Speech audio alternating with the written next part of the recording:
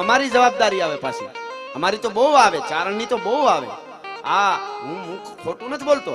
હેડમાં જાય કે આ બાજુ આવી મોટા મોટા ઉંમરના બાપાઓ હળી કાઢીને પગે હાથ નાખે ને તો અંદર ધ્રુજારી આવે કે હે આવડ, હે ચારણ આય, અમારી પવિત્રતા જાળવી રાખજે હો, નકર આવા ભાભાવના પાપ લાગી જાય અમને.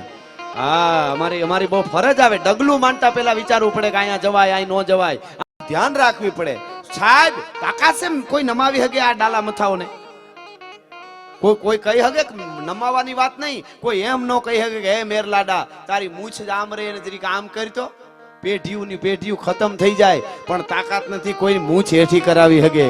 ઈ પગે લાગે છે તો ચારણ દેવને પગે લાગે છે. અમને બધી ખબર પડે છે.